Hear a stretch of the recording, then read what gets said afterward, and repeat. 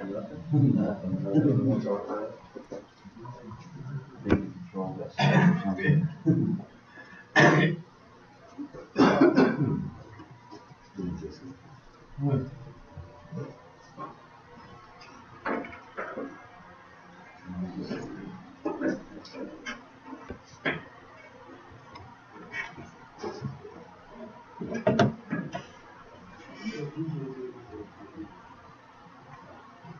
was expecting everybody this morning.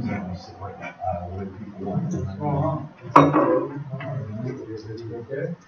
So she'll next to me. Here's going in a little bit. About time to shave that off. When you're almost over. When it's actually over. You say you want to quit.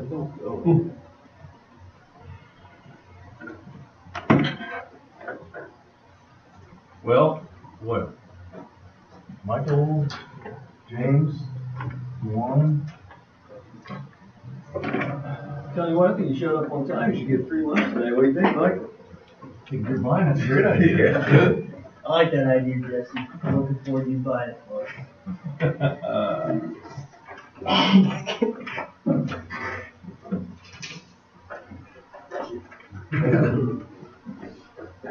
Is that it, Mike, James, and Juan? One through. Seems like A few more than that. Ray obviously is sleeping. Ray may still be sleeping. He may be sleeping for a week.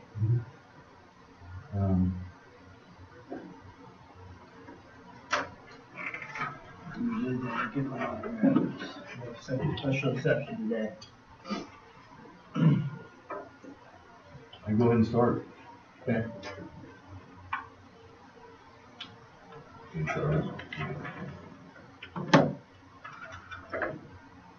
You gonna make it back there, man? Okay. He's on the wood.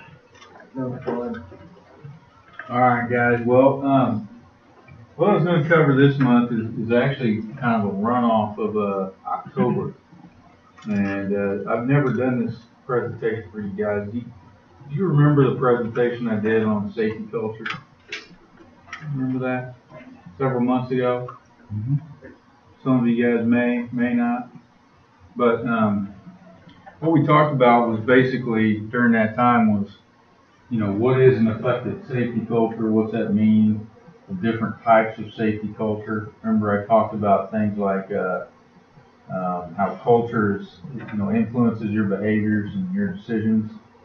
For example, like you would never show up to work naked. At least most of you wouldn't. Remember that? But yet, like on a nude beach, it's perfectly fine, and the reason is because of the culture you're in. So those are the things that I talked about, and I actually, when I do that training, I have a follow-up level kind of training to it, and this is that. I didn't do it the very next month because we really wanted to get into winter safety, and then we had the annual refresher, so it's kind of been a little bit of a delay. But this is really talking about the art of correcting unsafe behavior, okay?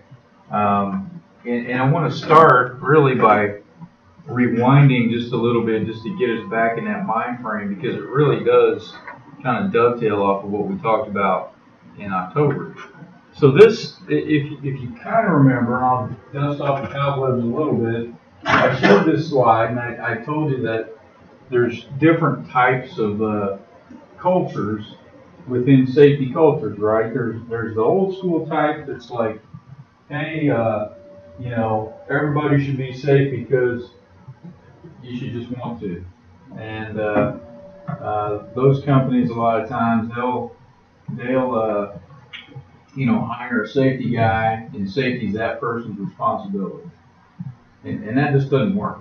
That's never really worked very well. It's just not a great culture to be in, to be honest. And compliance is the goal. It's all about, hey, do this because OSHA says, right? So that's what's called a reactive safety culture.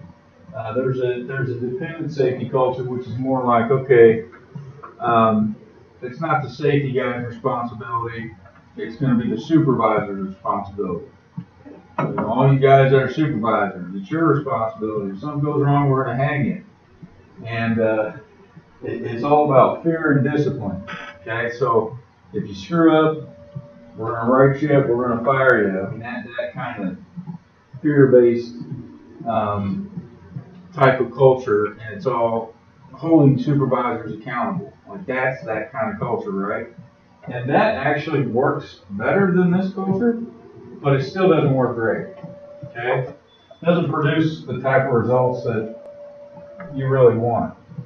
And it's not a fun environment to work in. Would it be? Probably wouldn't be, right?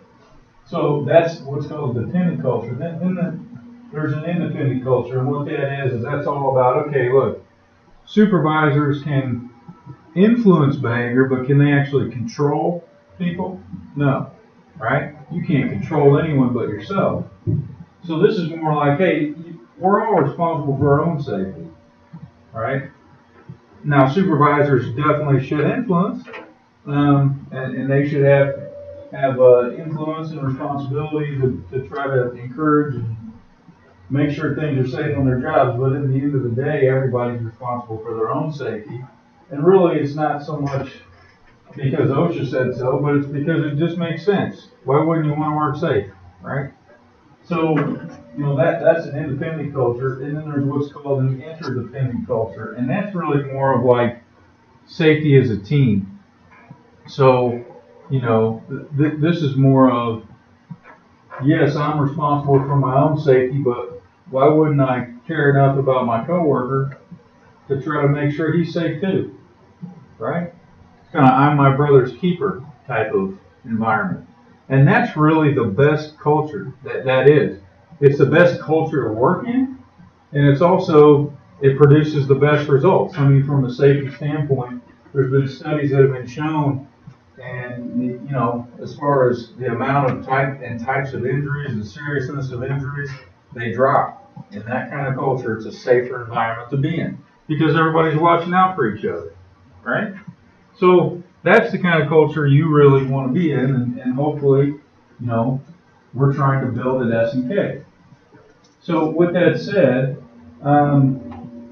you know, here's a one-liner that I also showed during that safety culture presentation back in October, and it said, we create our culture by what we demonstrate personally and by what we reward and tolerate in others. And we talked about that, if you remember, right? I asked you guys, hey, what could you do to help influence a good culture within the company from a safety perspective? And a lot of groups, remember I broke you into groups and had you guys write things down, and a lot of you wrote down, you know, what could I do? I could lead by example. That was one thing that was said. And I do this training a lot. I've done this training, I bet you now, 40 times. And for safety culture. In almost every class, in fact, I could literally say every class, that's written on every piece of paper. That's always towards the top, is I should lead by example, right? So that's big. But also what we reward and what we tolerate, right? So giving good positive feedback to people, but also correcting things that maybe aren't right. And so that's the part that I really want to talk about today, is, you know, the correcting part. And that's not necessarily an easy thing to do. This is the common approach. Do you think? Huh? No? Did you breathe into this? Did you hold your breath for a while? But you just do the best you can. Do the best you I know can. you say it. Good job. This sometimes is the common approach. When you see somebody next to you doing something that maybe isn't the safest thing to do or whatever, it's easier for supervisors, those of you who have been around a long time, you're in that supervisory role, you feel like it is part of your responsibility, and people understand that, for you to say, hey, you know, go over and correct it and say something. But for those of you maybe who you're reporting to a supervisor, to actually try to correct them, that may be tough. Or if you're not a supervisor and you just have a peer next to you, nobody's the boss, for you to say something to them, sometimes that's tough. I mean, isn't it? We've all been there. So why? Why is that so hard? Not really hard, it's just that they feel that they're supervisors that they don't need to listen to. Mm-hmm. Okay, good. So, why would the person hesitate to say something? Because they aren't the supervisor. Their job. Yeah. Okay, good.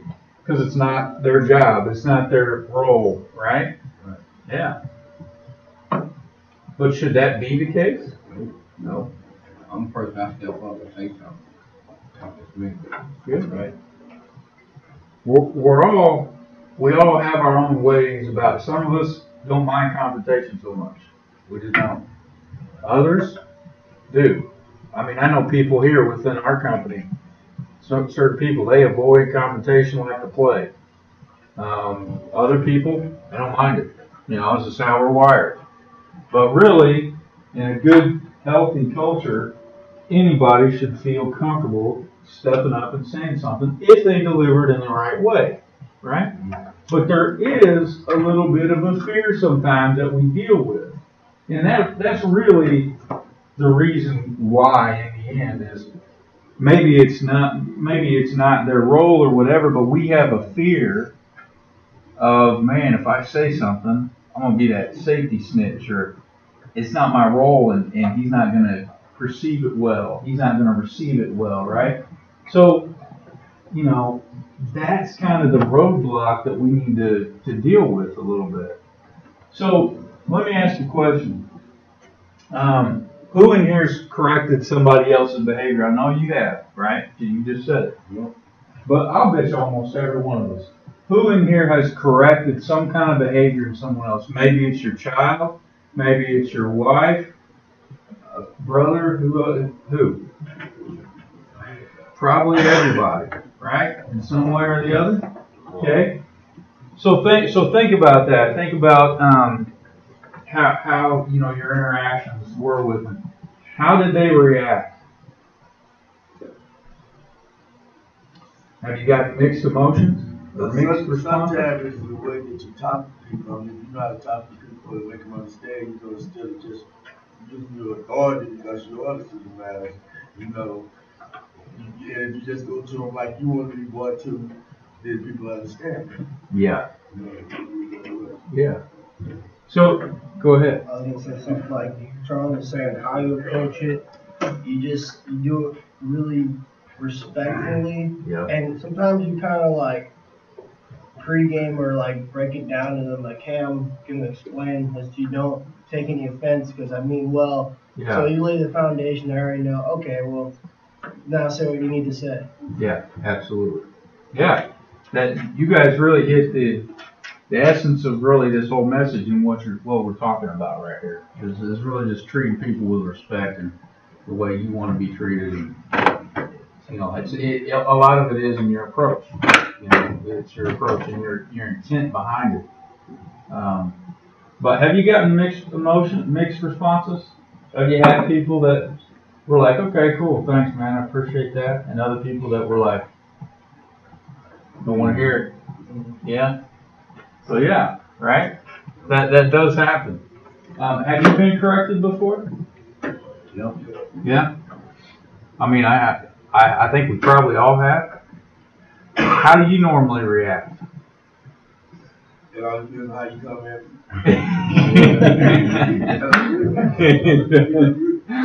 Yeah, go ahead. I try to make sure that I learn from anybody, even if I think they're, it could be the worst person. I don't think they're intelligent, dumb, whatever. But I think that you can learn something from anyone. Yeah. That try to correct you. And that's a great attitude, man. It really is. Because even when people come at you wrong, it may still be right.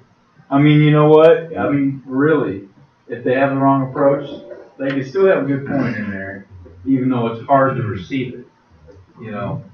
So yeah, that's a really good point. I think a lot of our reaction depends on whether we know we're doing something wrong, we know better to jump over the wall without a safety line, or if we didn't know something. So That's if true. we knew we were doing something wrong, your reaction might be like, or if you didn't know, like, this is a learning opportunity. So, Yeah. and this is what's been happening with me, honestly, guys, for the last year. There's a lot about this company that I didn't know, and a lot of you guys have helped me learn kind of what's safe, what's not, how we do business, this and that.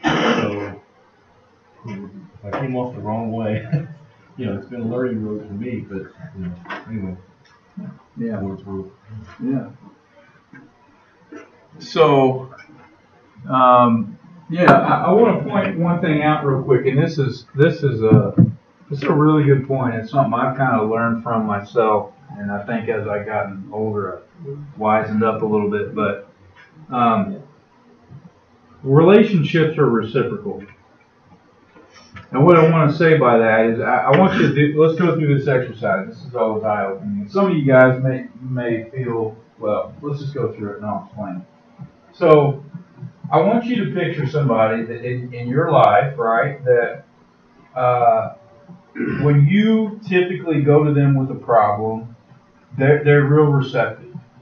I mean, their general nature is, okay, I'll listen to you. And maybe even they say, you know what, you're right, thanks for telling me. You have that person? I mean, all of us probably have someone similar to that. Okay, picture that person in your head, and I want to ask you a question. How do you feel when that person comes to you with a problem? Do you feel pretty receptive, like open? Yeah? Okay, cool. Now, flip the coin. You know someone who... He's already got him. you know somebody who's more like, don't want to hear it, don't come to me, don't talk to me. If you ever have a problem, it's off limits. We probably have those people, don't we? Yep. Okay. Now picture that person in your head. Are you less likely or willing to listen to what they have to say? Is there some kind of resistance there? A little bit? Yeah, a little bit. Little bit. Maybe you still listen, but boy, you don't really want to listen, do you? Right? Okay. Now think about that. Relationships are reciprocal. I'm going back to what I just said, right? So, when people come to us, if you are one of those people, okay, that typically doesn't want to hear things from other people, when you go to other people, they're really not going to want to hear what you have to say. Yet, if you are more of, you know what, okay, humble about your response when people come to you, people will be more open to listen to what you have to say. You know what I'm saying? And I've said that before in a lot of classes. I remember one guy sitting here one time, I could tell he was not that type of guy, right? And he said, you know what, I'm going to try that. And I said, I hope you do. I hope you do. I can't say I was ever combative, but I definitely can say when I was younger, I was more arrogant, thought I knew more, right? And as I've gotten older, I think I've wisened up and become more humble for a lot of different reasons. One is because of my faith, but other reasons as well. But I feel like at my stage of life, I'm much more open and understand that I'm a flawed individual that makes mistakes. And so I am very open to correction or suggestion, in my life. And I've found, really, when I look back on it, in these last handful of years, it seems like when I've gone to other people, I've gotten better results. I think it could be because, how I am. So, just something for you to think about and kind of a self-evaluation type thing. All right, so question, who here would be okay with someone else coming to you for correction? Show of hands. Okay. Keep your hands up. Look around. Look around. Everyone with their hand up is telling you right now, it's okay to come to them and correct. Now I see some people putting their hands down all of a sudden.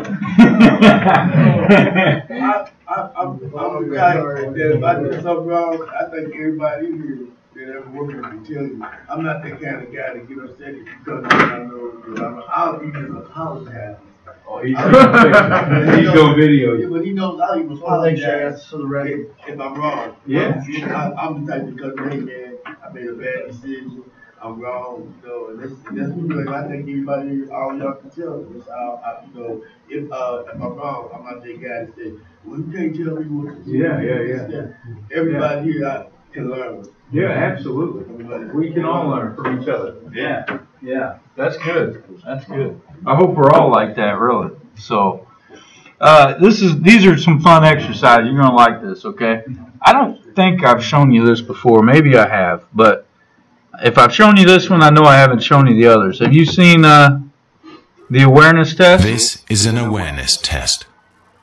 How many passes does the team in white make? How many passes does the team in white make?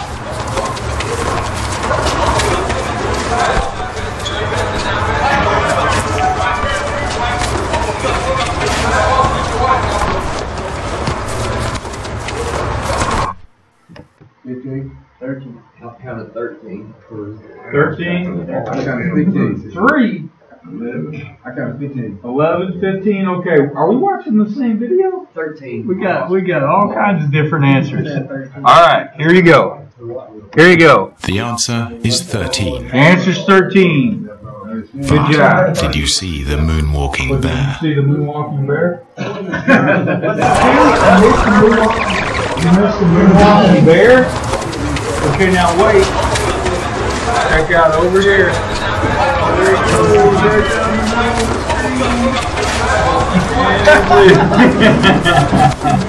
middle. So you missed the moonwalking bear. What's the point of that? Point is, sometimes we don't always see everything, right? Sometimes we miss things.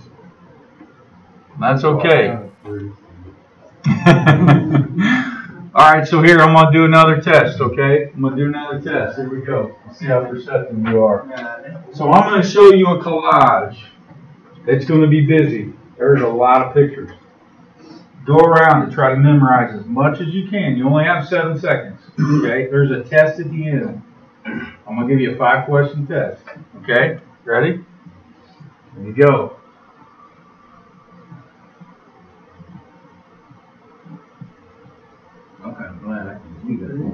Okay, so here you go. Here's your test. Who saw Burger King? Okay, give yourself 1 point. Okay, you saw it. All right, 1 point there. Here you go. Who saw the New York Mets logo? All right, good. So that's another point. If you got that one. Puma. See Puma? Okay, good. How about Nerf? Saw Nerf? Ronald Reagan. Okay, cool. So what was the highest points? Who got the most points? I got 3. You got 3, anybody got 4? Okay, here's bad news for you. Okay, 3 would have been 60%. If that's the highest, you all fail.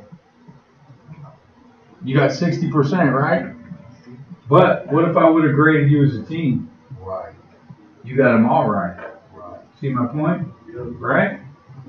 So, teams definitely work better than individuals going out rogue on their own. Okay, I want to show you a different picture. What do you see? Side of a woman's head with her helmet on. Okay, so you see, is she older or young, Michael? Younger. Younger? Okay. Don't give me a politically correct middle age. That's confusing. I'm saying You're older, 30-ish. 30. You guys see young or who sees an old woman? I see a 50-year-old. Okay, who sees a young woman? I see a young woman. Young. Okay, yeah. So here. So if you see the old woman, you see this. You see here's her chin coming out of her coat. And there's her mouth. I see that old lady there. Yeah, here's her big nose and her eyes, right? But if you saw that, okay, other people saw the young woman, this is her neck. Yeah. With a choker, Yeah. that's her jawline, she's looking that way. There's her nose, her eyelash, there's her ear. See that? You guys see it or not? Yeah. So see, you can look at the same thing and see two different things, right? So sometimes different perspective is good on stuff, right? Okay, here's another one. I want you to read, don't say it, okay? I want you to read this sentence and count how many F's you find, okay? Don't say what your answer is. Read it once or twice, get your answer.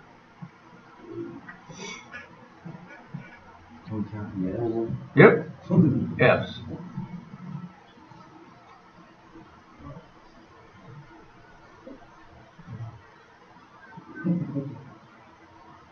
Okay, how many did you get? You got 3. Who got 3? Okay. Those of you who didn't say 3, what'd you get? What'd you get? 4? 4? 8? 6? Anybody get 1? You got 1? How'd you get 1? You didn't about the sentence. I'm not prepared with it. So you read it this way. How many F's do you see in this sentence? Right? So you read it that way, which in that regard is right. If that's how you're reading it. But if you're reading this way, then a lot of you got 3. You saw finished files and scientific, right? If you didn't see 6, you missed the 3 others. Wow. Oh. Why did you miss the others? They weren't there. No, that's not a right answer. That's the only wrong answer.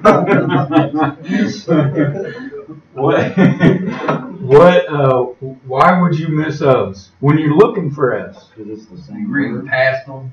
Yeah. Think about it. How significant is an F, right? What is an F? V sound also. And it sounds like a V, right? And it's really just a connector word, isn't it? There's no significance to it. So even when you're looking, your eyes just gloss right over it. Right? So, again, we don't always have all the answers, but in this too, to connect this, can't safety sometimes be that of? I mean, it can be. When your eyes are dead focused on what you're doing, and maybe you can't see what you're right on top of, So, all right, so what's the point in all this? The point is 2 heads are better than 1. I would say every time, to reject help from others, in my opinion, is foolish, and to accept it is a wise thing to do. So hopefully we can all humble ourselves and accept, even if we're a supervisor and we have a newbie on the crew, to accept opinions from them is good. But let's talk a little bit go back to what we said earlier about approach, right? Because that does have a big role in this. If you really want to talk to somebody about something you feel is an issue for them or you, it's all in your approach. Even if you're not a warm and fuzzy teddy bear guy, I wouldn't describe myself necessarily that way. But still, it's just still in your approach, and it just boils down to one word, and it's respect. Really. Right? Yeah. It's on how you respect other people. Approach them with respect. One other thing I'd say too, a little addition to this is if you can, try to talk in private. If there's like 4 of us in a situation, and I were to be like, hey man, just right out and just berate you in front of everybody, that's a little bit degrading, right? That's disrespectful. It is disrespectful. As a man. But the better thing to do would be, find a time or say, if you can, try to time it out. And Right. Can I talk to you for a minute off to the side, right? So we can just kind of talk, right?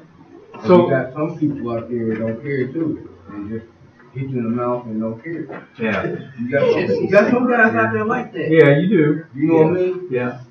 If there were fake comes in, What's that? Is that where faith comes in? I heard you say something about faith earlier. How Yeah. you become more humble because of faith. Yeah. Because I kind of agree with Quarters when he say some people are just disrespectful. Yeah. No matter how much respect you show them. Yeah. You know. Yeah, they can be. But I mean, no faith though. Yeah, and here's, I mean, you know, it's okay to correct the correction.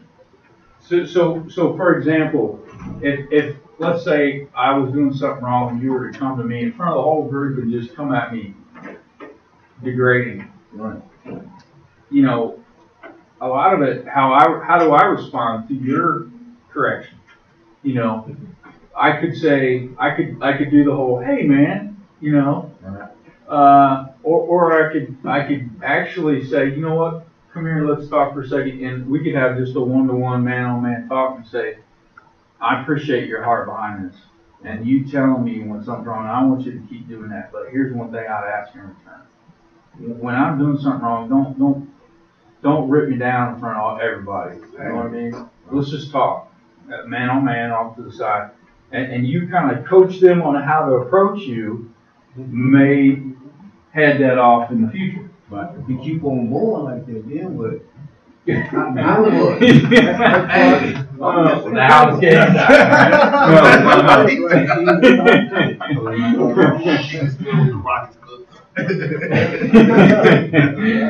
yeah, no, I mean, yeah. I mean, I don't know. But you try to be respectful towards, let them know, hey man, this is not how you talk to people. Right. But if you keep on coming and coming and coming, Yeah. years after years after It gets years, frustrating. it's gonna get built up. Yeah, it does. Yeah, it does. So we have some angry customers from time to time, don't we? Yeah. Come get in our face. Yeah. I mean, that's tough when it's a customer, You especially. kill them with kindness when they're customer. There you go. Sorry? You kill them with kindness when they're customer. There you That's go. right on, Jimmy. I mean, There you go. And like my situation is people say I'm brown nosing, but you say what you want, but I'm here to please you. Mm. You know what I mean? You can get an attitude or whatever. Okay, I mean maybe you got in my face or whatever. But if you are in that position to where you know that this is a customer, sometimes you're gonna get angry, be ready for what you like. And this is my thing. And people look at all the guys, I say, yes sir, no sir, we're here to please you, sir, whatever you want. You know, even though I want to slap the, you know what I Yeah, right. You're just biting your tongue a little bit. My tongue. Yeah. Yeah. and there's Kick the times, tires when you get back in the truck. Oh, Right? yeah. And the tire truck and everything. and there's sometimes, I'm sorry. Oh, you're fine. No, go ahead. Sorry. I was just gonna add to your point, Charles, and I was just saying, something else to think about, guys, is you gotta work twice as hard to get a customer back than it is to keep them. So, oftentimes, just biting your lip for a second can mean a difference between, you know, the company's future success. Yeah. You know, Kevin said it. There are some people, no, who's been out and said it. There are some people there's nothing you can say to make them happy. Yeah. And the only thing we can do is yes sir, yes ma'am, and just be a man. Keep going. Keep on, keep going. And I know it's hard. I mean, sometimes, you know, cause like, you know, everybody around here, everybody here are mean. So, you know, and I know it's hard sometimes. And it's hard for me to do it sometimes. But I guess because I've been in, maybe because I'm a little older, you know, and I learned from him sometimes, cause he used to not take it easy. I'm telling you, say something to him, he's like, What are you talking about? but he talking, but you know, you learn to just, as the years go on, you learn that, okay, the customer might not be always right. You gotta please me. Yeah. You know, so, he's not always right. You know. Yeah. Good stuff. So these are all good points and yeah, go ahead. I noticed you had said something about it's a way that you like to be approached. Just to kind of throw this out here, just to maybe ask. Yeah. If we had 30 people in this room right now, or 20 people, would you speculate that all 20 of us like to be approached a different type of way? I mean, are we all that unique, you think? I wouldn't say all 20. I'd say there's some commonalities, but I definitely think people are different. I mean, I think we all want to be approached with respect. That's my guess. I mean, I can't imagine somebody not wanting to be approached with respect. But I think some people are probably thicker skinned than others. So some people it may really bother them more. Or other people will just be like, let me have it. I don't care, I'm good, but you don't know necessarily. And so I think it's always a better rule to just approach people as you would want to be treated, but definitely with respect. Like take this as an example. Like a police officer pull you Right. over, even though he's way younger than you or whatever. You're not respecting him as a man, you respect the kid. Yeah. This is a job for the kid. Right. You're not respecting him. So this is something that you respect his uniform and what he serves. Right. So even though he might be your son, just say that age or something like that, that's what it's disrespect. Yeah. Yeah. Yeah. What you saying is for like somebody that's like the attitude, like, okay, go ahead and give it to me. Mm-hmm. Well, they might go ahead and give it to you. Yeah. That's how they want to be approached. Yeah. Right? So do you think it's a good thing to kind of speak up like, hey man, I really, kind of approach me, this way? Where, I mean, is that an okay thing to do with somebody? Yeah. You think, from an employee culture, is that okay to say, hey, I really don't like this thing? Yeah. Absolutely. Like that, or, Yeah. Absolutely. So somebody maybe stand up for somebody else, and maybe they see something like, hey man, I don't think that dude really likes to. Is that okay? Yeah. Sure. If somebody's a little bit more, like you said, sensitive, or because like you said, you either got sensitive or thick skin. Yeah. Sometimes I get nervous and I don't like to say things to people because I'm the type, I try to bring it to you, right? I don't mean trying to down you or anything like that. Mm-hmm. But I just try to like if I see something, I just try to explain it to you, okay, it's not because I'm the greatest window cleaner in the world, Right. because I learned every day. Even though I just found out the other day, I got 50 years of experience, didn't even know. But it's not, it's not, that, because I can learn from each one of these guys, because now the window cleaning is so different now. The techniques, the things that you were so different. But sometimes it's hard to learn when somebody thinks that they know everything. Oh yeah. You can't learn like that. We had that happen yesterday, didn't we? Yeah. You know who spoke up and really fixed the situation? Who was it? I know who it was. Yeah, Who was it?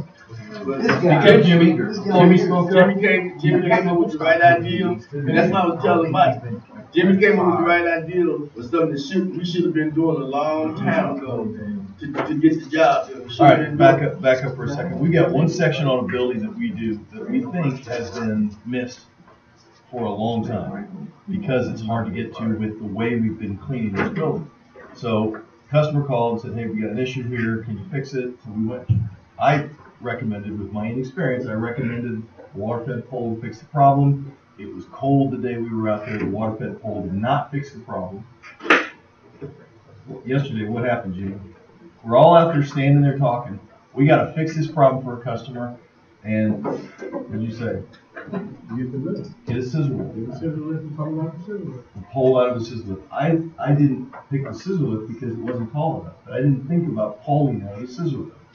So, and then at first you was Richard was at the shop. He was in the truck, had a scissor lift on the trailer. In minutes, he was there. Problem solved. Which, by the way, if anybody hasn't met Richard in the yellow shirt over there, he's on board with us now. He's doing a great job. He's driving our truck, helping around the shop a little bit. You guys probably noticed the shop was swept out this morning. I say whoever swept that shop nailed it. I ain't never seen that shop look like that. So, if you get a chance, introduce yourself to Richard after the meeting. But anyway, and again, it's Jimmy's experience and maybe fresh eyes on the scenario situation. Anyway, back to you. Sorry. Absolutely, no, that's Stole the meeting there good. for a second. That's good, yeah. Absolutely. Are apologies okay even if you don't mean it? Because I remember he said something to even if you don't mean it. But he apologized though. I think they were sincere, and he's a supervisor. I respect him for that. Yeah. I've only worked with him seldom, but seriously, if he does something that he thinks is out of bounds, he apologizes like that. Yeah. But are they? Should you apologize if you don't mean it though? I mean, that's a serious question. man. That's a serious You can question. apologize anytime you want. What you? You think though? Is that okay though to do? Why say if you don't mean it? I mean, just to keep a good culture. I mean, you know, it's a serious question though. I think anything heartfelt is absolutely right. Now, if you don't mean it, I don't know, but I think you can apologize too much. Yeah. If you're not, well.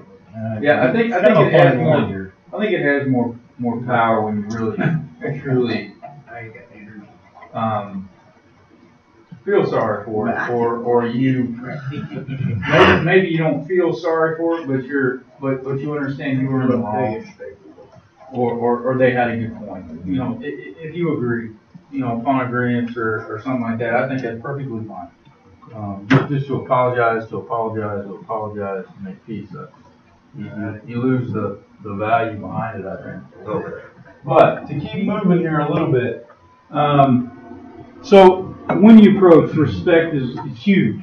Okay, but here's some other tips. Okay, especially if it's injury related, if it's safety related, it's okay to share stories. Maybe you were injured doing that before, or maybe you saw somebody or know somebody who was injured because of that before. Give you an example. So my uncle, who passed away years ago, but prior to that, he had a serious back injury, blew out multiple discs in the back, and it got to the point where he had to have his spine fused.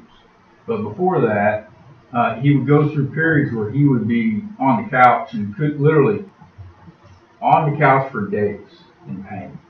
And I saw that, and that really kind of impacted me from a back safety perspective. And I think about that whenever I go to lift something. I mean, I do. It's almost like it's a vivid image in my mind. Like, that's why I live safe, right? Because I don't want to live that quality of life.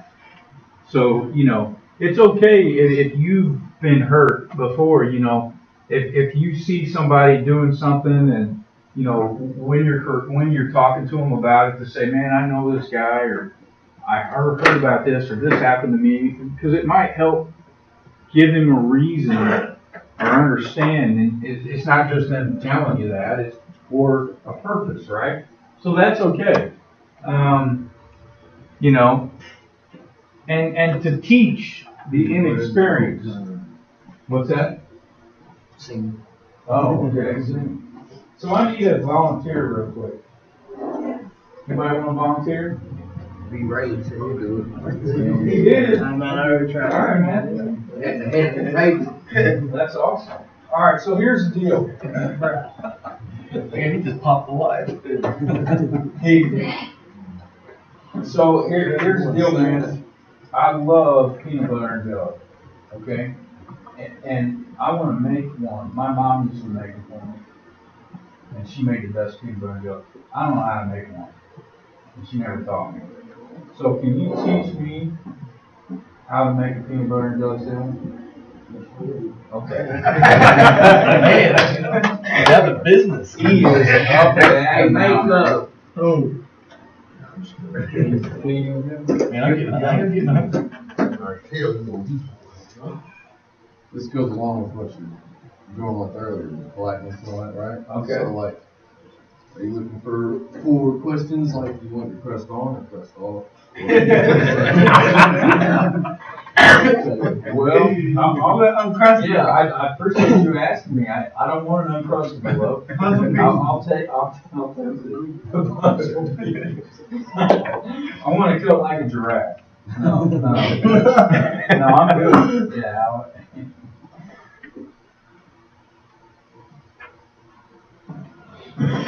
So is this part of the training? Are you teaching me now, or are you just No, I'm zoning, all right. You're fixed on this?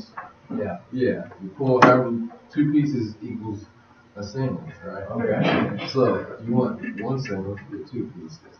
Okay. Get your peanut butter open. Scoop it up. I get about the size of a quarter 2 quarters on my knife. Extra peanut butter. Well,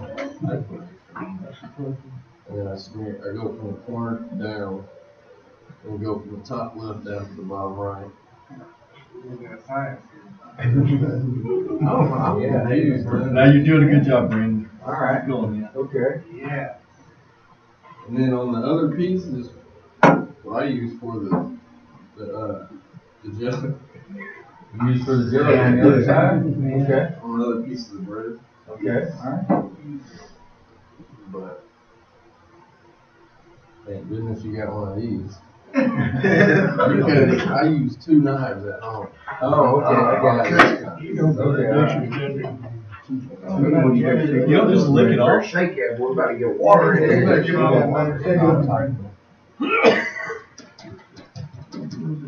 They don't look right.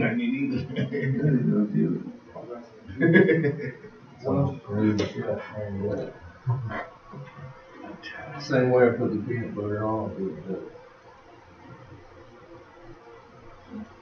I'm not gonna lick his knife. I'll go from corner to corner. That way, if you are stuck with one knife, I guess you can lick it off. Everybody Use the clean bread to wipe the knife off. I don't, cause I do it. I ain't washing 2 knives. Yeah, that's like that.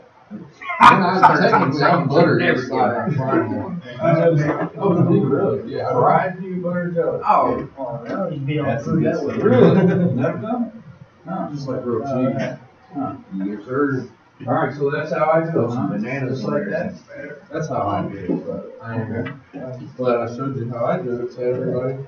So is that the end of your training session? I'm trained up. Yes, yes. You want your press. Alright. Good job, Brandon. Yep, give him a round of applause. I'm serious. Alright, so, thanks, man. You're welcome. Anybody want? All right, so hey, so if let's take what just happened and apply it to you training me. I'm a new guy on your job, and you can apply this to safety. You can apply this to anything. Just cleaning windows. Okay. So training a new person. What's the best way to train them? You saw just how he trained me. Go, Brandon, I'll let you go first. I was just gonna say hands-on experience is the greatest training in life. Yeah. Okay, good. So like I Depends should on what you're explain doing, more. too. Yeah. I should explain it more, but I was also confused with what was going on. No, that's okay.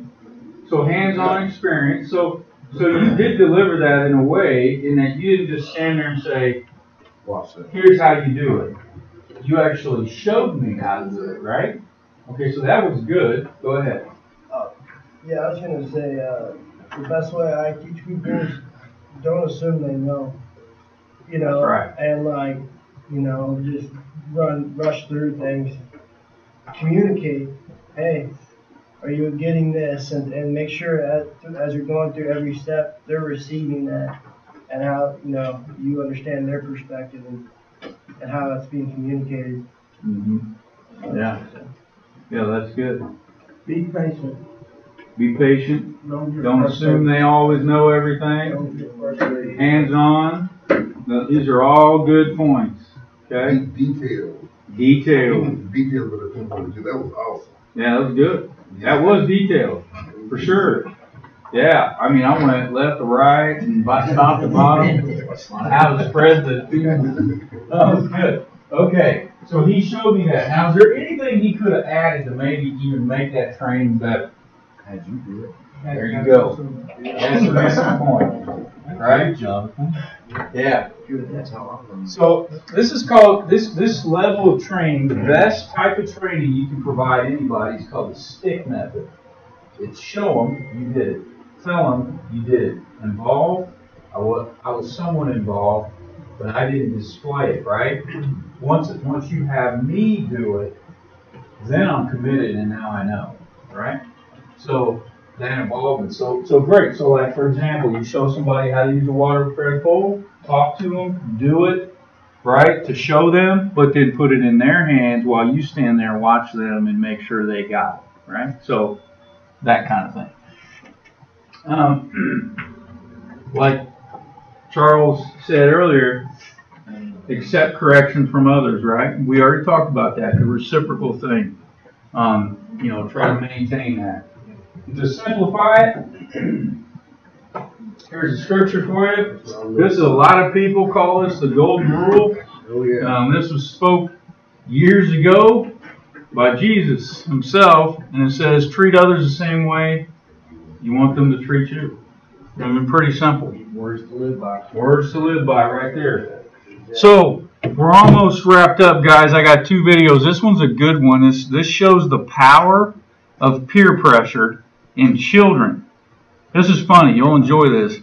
It's all about, and they'll tell you, there's different things that can help people change behaviors and habits, right? But the biggest, really most powerful thing is influence from your peers. Okay, and we'll just watch and see this play out. What you're about to see. Actually, let me turn these speakers up first.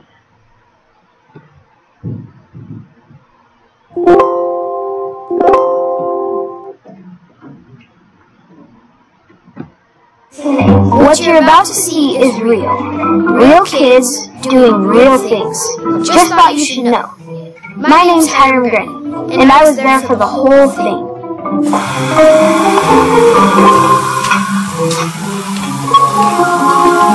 So here's a question. What does it take to get people to change? And I'm not talking about their socks and underwear, but change behavior, especially when it's hard. For example, every year close to 100,000 people die from hospital-acquired infections. That means people got sick at the hospital.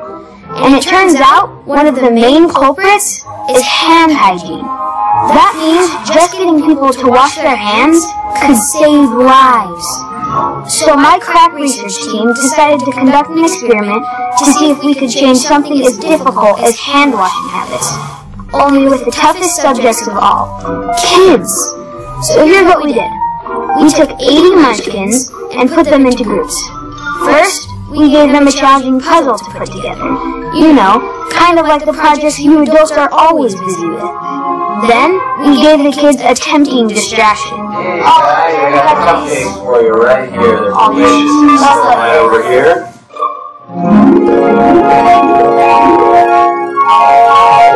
Once I see that you guys have put the whole puzzle together correctly, I'll raise my flag, just like this, and then I'll blow my whistle. Okay? And when I do that, you guys can all go and get your cupcake. So what would it take to get these kids to wash their hands? How about a good reason? So one thing you guys should know, there was a sick kid in here playing with the puzzle pieces.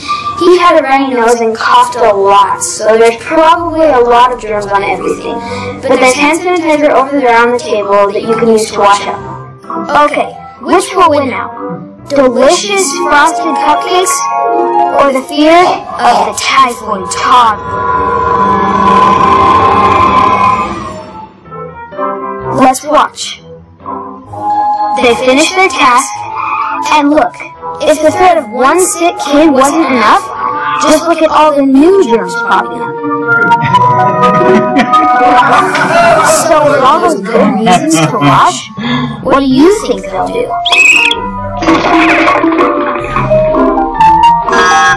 Okay, so that was a colossal...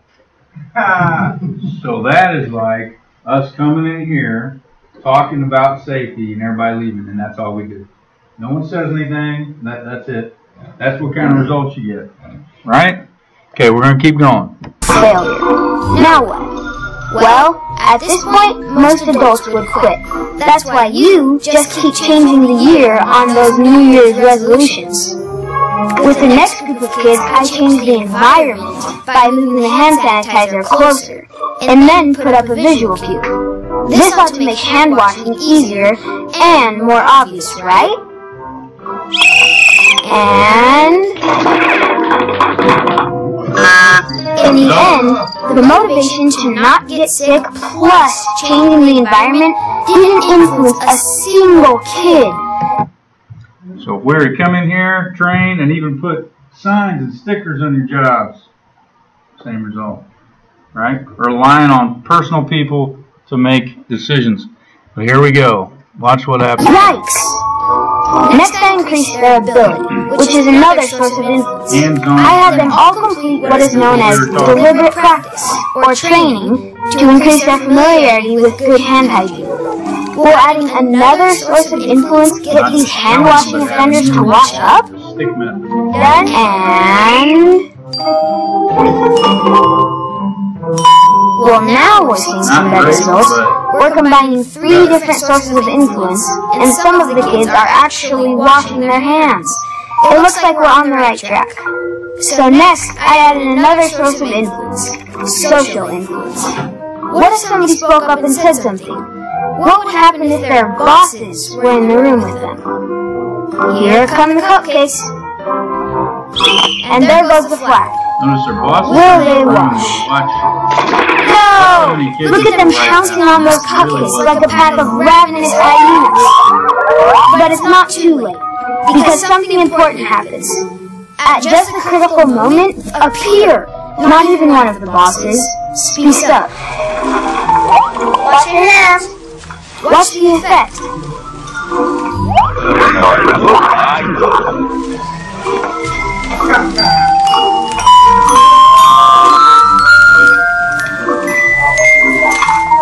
Okay, one kid just Success, said screw at it last. anyway.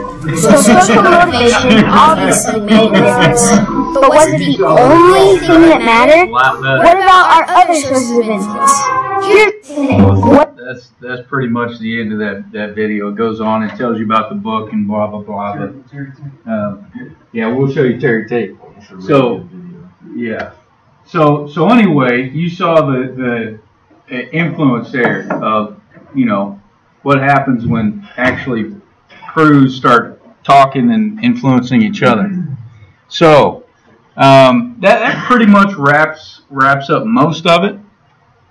This is just a laugh at the end. We talked about approaching with respect, right? You don't want to use the Terry Tate approach. When we asked Reebok to send us Terry Tate, some people thought we were crazy. But I'm a firm believer in paradigm breaking, outside the box thinking. Hey, wait. Break was over 15 minutes ago, Mitch! And since Terry's been with us, our productivity has gone up 46%. We're getting more from our employees than ever before. You know you need a cover sheet on your TPS report, Richard! Thank you, baby! Hey, Janice! But what's really impressed me is how Terry's become part of the Felcher family. Yeah, baby! He fits right in here. That's the long distance call, Doug! To be honest, I wish Reebok sent us 10 Terry Tates.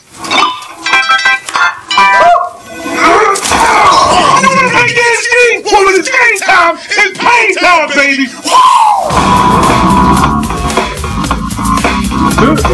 On the shot. When we asked Reebok to send us Terry Tates, some people... Anybody know? Eagles. You play for the Eagles? I didn't know. I actually didn't know. All right, guys. Well, hey, that's Google it right quick. what's that? Google it real quick. Oh, you can Google it? Yeah. I forgot. Yeah, my electronic brain. What's that?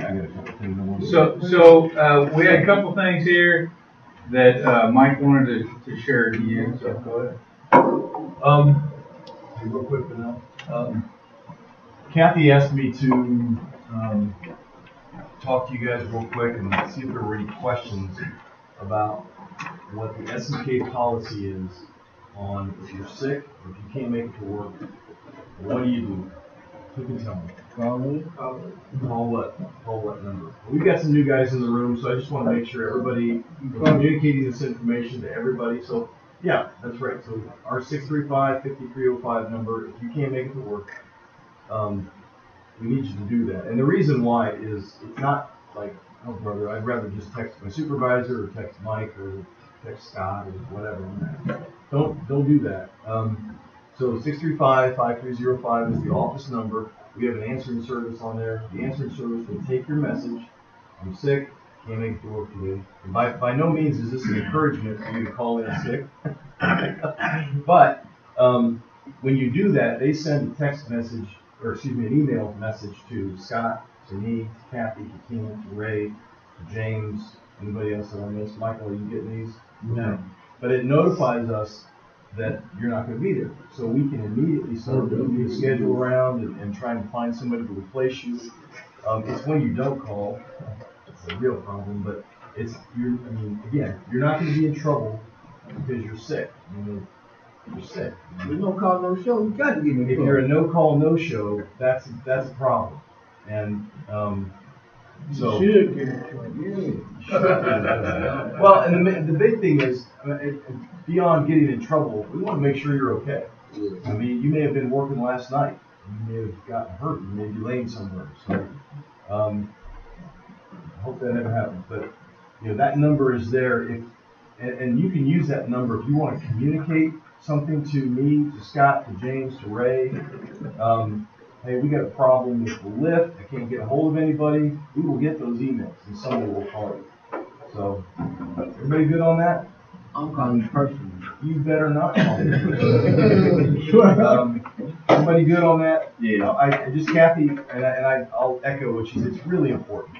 It's keeping track of attendance. It's knowing what jobs can go. It's scheduling the work to get done.